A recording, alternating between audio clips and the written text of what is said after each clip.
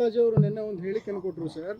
ಈ ಸರ್ಕಾರ ಇಡೀ ಸರ್ಕಾರ ಸೇರ್ಕೊಂಡು ಒಂದು ಮಹಿಳೆ ವಿರುದ್ಧವಾಗಿ ಹುಬ್ಳಿನಲ್ಲಿ ಕಾನ್ಸ್ಪಿರಸಿ ಮಾಡಿ ಆಕೆನ ವಿವಸ್ತ್ರಗೊಳಿಸಿ ತುಂಬಾ ವಿಚಿತ್ರವಾಗಿ ಈಗಾಗಲೇ ಹುಬ್ಳಿಯ ಪೊಲೀಸ್ ಕಮಿಷನರ್ ಅವರು ಕ್ಲಾರಿಫಿಕೇಶನ್ ಕೊಟ್ಟಿದ್ದಾರೆ, ಶಶಿಕುಮಾರ್ ಅವರು ಕ್ಲಾರಿಫಿಕೇಶನ್ ಕೊಟ್ಟಿದ್ದಾರೆ.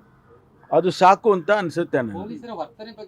ನಾವು ವರ್ತನೆ ನೋಡ್ರಿ, ಅವರು ಏನು ಬೇಕಾದ್ರೂ ಹೇಳ್ಬೋದು. ಶಶಿಕುಮಾರ್ ಅವರು ಆ ಪರ್ಟಿಕ್ಯುಲರ್ ಕೇಸಲ್ಲಿ ಅವರು ಕ್ಲಾರಿಫಿಕೇಶನ್ ಕೊಟ್ಟಿದ್ದಾರೆ. ನಾವು ವಿವಸ್ತ್ರ ಮಾಡಿಲ್ಲ. ಅವರನ್ನು ಅರೆಸ್ಟ್ ಮಾಡುವಂಥ ಸಂದರ್ಭದಲ್ಲಿ ಅವರೇ ಆ ರೀತಿ ಮಾಡ್ಕೊಂಡಿದ್ದಾರೆ ಅನ್ನೋದನ್ನು ಅವರು ಕ್ಲಾರಿಫಿಕೇಶನ್ ಕೊಟ್ಟಿದ್ದಾರೆ. ಅದಕ್ಕೂ ಒಬ್ಬ ಕಮಿಷನರ್ ಕ್ಲಾರಿಫಿಕೇಶನ್ ಕೊಡ್ತಾರೆ ಅಂತಂದಾಗ ಇನ್ನು ಅದಕ್ಕಿಂತ ಇನ್ನೇನು ಬೇಕಾಗಿದೆ ಅವರಿಗೆ? ರಾಜಕೀಯ ನೋಡಿ, ಎಲ್ಲದರಲ್ಲೂ ರಾಜಕೀಯ ಮಾಡೋದು ಒಳ್ಳೆಯದಲ್ಲ. ರಾಜಕೀಯ ಮಾಡಲಿ, ಅವ್ರು ಬೇಡ ಅಂತ ಹೇಳೋದಿಲ್ಲ. ಆದರೆ ಎಲ್ಲದರಲ್ಲೂ ರಾಜಕೀಯ ಮಾಡಬಾರ್ದು. ಒಬ್ಬ ಹೆಣ್ಮಗಳ ವಿಚಾರದಲ್ಲಿ ಅದನ್ನು ಕೈಗೆತ್ಕೊಂಡು ರಾಜಕೀಯ ಮಾಡೋದಕ್ಕೆ ಹೋಗೋದಿದೆಯಲ್ಲ, ಅದು ಸರಿ ಕಾಣಿಸಲ್ಲ. ಆಕ್ರೋಶ ವ್ಯಕ್ತಪಡಿಸ್ತಾ ಇರೋದ್ರಿಂದ ಟಾರ್ಗೆಟ್ ಮಾಡಿದ್ದಾರೆ, ಬಿಜೆಪಿಯವರನ್ನ ಟಾರ್ಗೆಟ್ ಮಾಡ್ತಾ ನೋಡಿ, ಯಾವ ಪಕ್ಷದವರನ್ನು ಅವರ ರಾಜಕೀಯ ಪಕ್ಷದ ಹಿನ್ನೆಲೆಯಲ್ಲಿ ಟಾರ್ಗೆಟ್ ಮಾಡೋದಕ್ಕೆ ಹೋಗೋದಿಲ್ಲ. ನಾವು ಪೊಲೀಸ್ನವರು ಆ ಕೆಲಸ ಮಾಡೋದಕ್ಕೆ ಸಾಧ್ಯವೂ ಇಲ್ಲ, ಮಾಡೋಕೂಡ್ದು. ನಾವು ಮಾಡೋದಕ್ಕೆ ಅವರಿಗೆ ಯಾವುದೇ ಅವಕಾಶಗಳನ್ನು ನಾವು ಕೊಡೋದು ಇಲ್ಲ. ಅದರಿಂದ ಯಾವುದೇ ರಾಜಕೀಯ ದುರುದ್ದೇಶದಿಂದ ಪೊಲೀಸ್ನವರು ಬಿಹೇವ್ ಮಾಡೋದಿಲ್ಲ. ಸರ್, ಕಗ್ಲಿಪುರದಲ್ಲಿ ಅಕ್ರಮ ಬಾಂಗ್ಲಾದೇಶಿಗರು ಬಂದು ನೆಲೆಸಿದ್ದಾರೆ ಸರ್. ಅಲ್ಲಿ ಕಸಾಯುವಂತ ಕೆಲಸ ಎಲ್ಲ ಬಂದು ನಾವು ದುಡ್ಡು ಕೊಟ್ಟು ದೇಶದೊಳಗಡೆ ಬಂದಿದ್ದೀವಿ ಅನ್ನೋಂಥ ಮಾತುಗಳನ್ನು ಕೂಡ ಅಲ್ಲಿ ಹೇಳ್ತಾ ಇದ್ದಾರೆ. ಅಲ್ಲ, ನೀವು ಸ್ವಲ್ಪ ರೀಫ್ರೇಸ್ ಮಾಡ್ಕೊಳ್ಳಿ ನಿಮ್ಮ ಸ್ಟೇಟ್ಮೆಂಟನ್ನು.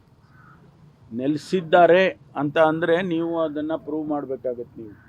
ಅದರಿಂದ ನಿಮ್ಮ ಸ್ಟೇಟ್ಮೆಂಟನ್ನು ದಯಮಾಡಿ ರೀಫ್ರೇಸ್ ಮಾಡ್ಕೊಳ್ಳಿ. ನಿಮಗೆ ಸುದ್ದಿ ಒಂದಿದ್ರೆ ಅದನ್ನ ಹೇಳಿ. ಇಲ್ಲ ಸರ್, ಅಲ್ಲಿ ಹೋಗಿ ಮಾತಾಡ್ಸಿದೀವಿ. ಅಲ್ಲ, ಬಾಂಗ್ಲಾದೇಶದವರು ಅಂತ ನೀವು ಹೋದರೆ ನೀವೇ ನಮಗೆ ಡಾಕ್ಯುಮೆಂಟೇಷನ್ನು ಮತ್ತೊಂದು ಕೊಡಬೇಕಾಗುತ್ತೆ. ಅದರಿಂದ ದಯಮಾಡಿ ಅದು ಬೇಡ, ರಿಫ್ರೆಶ್ ಮಾಡಿ. ನಿಮಗೆ ಸುದ್ದಿ ಬಂದಿದ್ರೆ ಹೇಳಿ, ಅದೇನು ತೊಂದರೆ ಇಲ್ಲ.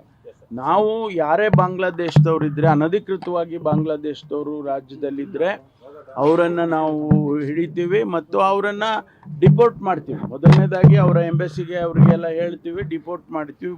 ಸಾಕಷ್ಟು ಕೇಸುಗಳಲ್ಲಿ ನಾವು ಮಾಡಿದ್ದೇವೆ. ಹಾಗಾಗಿ ಯಾರೇ ಬಾಂಗ್ಲಾದೇಶಿಸು ಅನಧಿಕೃತವಾಗಿ ಬೆಂಗಳೂರಿನಲ್ಲಾಗಲಿ ಕರ್ನಾಟಕದಲ್ಲಿ ಎಲ್ಲೇ ಇದ್ದರೂ ಕೂಡ ಅವರನ್ನು ಗುರ್ತು ಹಚ್ಚಿ ಅವರನ್ನು ಡಿಪೋರ್ಟ್ ಮಾಡುವಂಥ ಕೆಲಸವನ್ನು ಮಾಡ್ತೀವಿ. ಸಿದ್ದರಾಮಯ್ಯ ಹೇಳಿದ್ದಾರೆ, ಎಷ್ಟು ದಿನ ಇರ್ತೀನೋ ಗೊತ್ತಿಲ್ಲ ಅಂತ ಹೇಳಿ. ಎಷ್ಟು ದಿನ ಅಧಿಕಾರದಲ್ಲಿ ಇರ್ತೀನೋ ಕೂಡ ಗೊತ್ತಿಲ್ಲ. ಅರಸೋ ದಾಖಲೆನ ಒಂದು ಕಡೆ ಬರ್ತಿದ್ದಾರೆ. ಅದೇ ನಡುವೆ ಇನ್ನೊಂದು ಹೇಳಿಕೆ ಅಂತಂದ್ರೆ ಎಷ್ಟು ದಿನ ಇರ್ತೀವಿ ಅನ್ನೋದು ಗೊತ್ತಿಲ್ಲ. ನಾನೇನು ಹೇಳಬೇಕು? ವಾಟ್ ಡು ಯು ಎಕ್ಸ್ಪೆಕ್ಟ್ ಹೇಳಿ. ಅಲ್ಲ, ನನ್ನನ್ನು ಅವ್ರು ಹೇಳಿದ್ದಾರೆ, ನಿಜ ಅವ್ರು ಹೇಳಿದ್ದಾರೆ. ಅದಕ್ಕೆ ನನ್ನನ್ನು ಪ್ರತಿಕ್ರಿಯೆ ಯಾಕೆ ಕೇಳ್ತೀರಾ? Thank you, thank you so much. Speed ದಂಧೆ ಎಗ್ಗಿಲ್ದಂತೆ ಸಾಕ್ತಾ ಇದೆ. ಈಗಾಗಲೇ ಈ ಬಗ್ಗೆ ಸುದ್ದಿ ಕೂಡ ಮಾಡಿದೀವಿ. ಏನ್ ನಿಮ್ಮ ರಿಯಾಕ್ಷನ್? ತೀರಾ ಅಂದ್ರೆ ACP ಆಫೀಸ್ಗೆ ತೀರಾ ಹತ್ರದಲ್ಲಿ ಈ ಒಂದು ದಂಧೆ ನಡೀತಾ ಇದೆ ಸರ್, ಲಕ್ಷಗಟ್ಟಲೆ. ನಾನು ಅದನ್ನು ವಿಚಾರ ಮಾಡ್ತೇನೆ. ಸತ್ಯ ಅಂತ ಕಂಡು ಬಂದ್ರೆ ಯಾರು ಏನು ಏರಿಯಾದ ಆಫೀಸರ್ಸ್ ಇದ್ದಾರೆ ಅವ್ರ ಮೇಲೆ ನಾನು ಕ್ರಮ ತಗೊಳ್ತೀನಿ.